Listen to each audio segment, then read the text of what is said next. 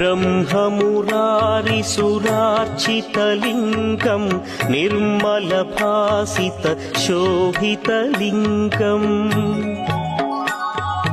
जन्मज दुःखविनाशकलिङ्गं तत्प्रणमामि सदा शिवलिङ्गम्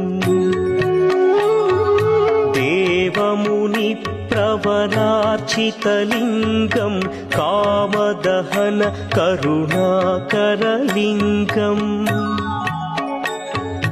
रावणदर्पविनाशकलिङ्गं तत्प्रणमामि सदा शिवलिङ्गम्